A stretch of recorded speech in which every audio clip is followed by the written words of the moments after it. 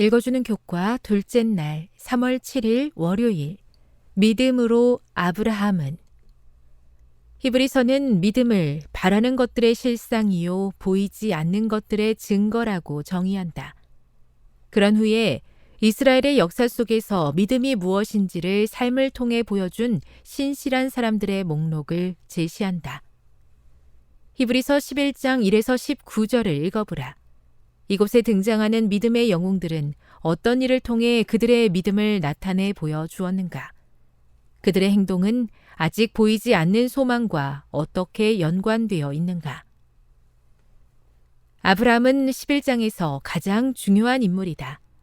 11장에 기록된 아브라함의 믿음의 행동은 참된 믿음의 본질을 잘 보여준다.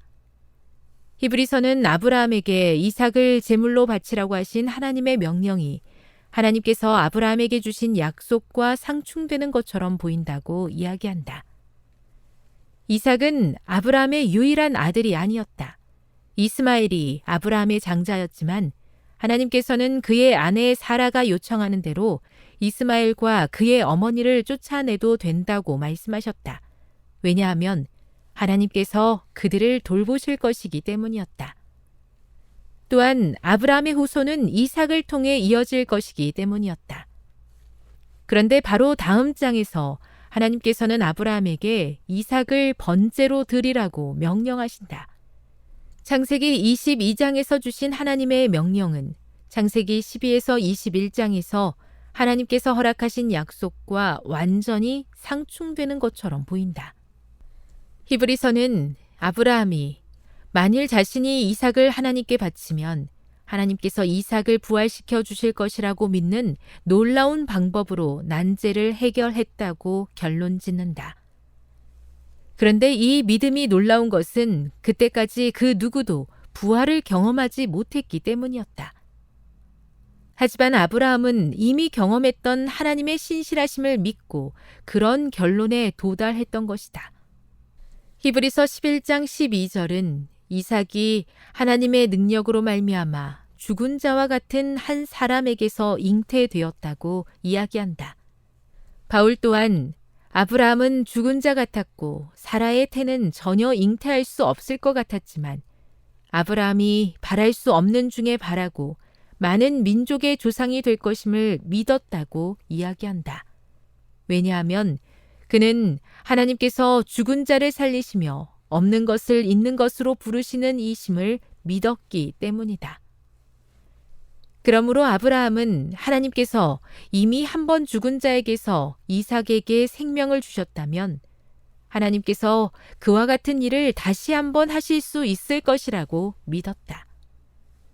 아브라함은 자신의 과거를 인도하셨던 하나님을 통해 그분께서 미래에 어떤 일을 하실 수 있는지 바라보았다. 교훈입니다. 아브라함은 과거에 인도하셨던 하나님을 통해 그분께서 미래에 어떤 일을 하실 수 있는지 바라보며 이삭을 제물로 바치는 믿음의 행동을 했다. 묵상.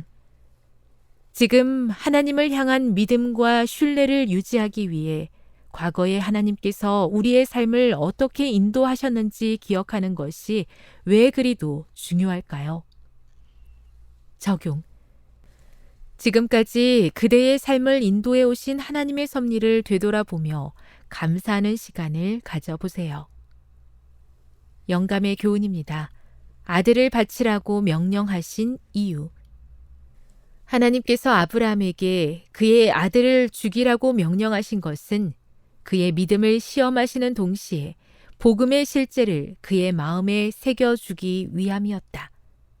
그 무서운 시련의 어두운 날 동안 그가 참은 고통은 그가 자신의 경험을 통하여 무한하신 하나님께서 사람을 구속하기 위하여 치르신 희생의 위대함을 깨닫게 하려고 허락되었다. 부조와 선지자 154. 비록 제가 지금 처한 상황과 하나님의 약속이 상충되는 것처럼 보인다 할지라도 지금까지 가장 선한 길로 인도하신 하나님의 신실하심을 믿고 아브라함과 같이 믿음으로 행동하게 도와 주시옵소서.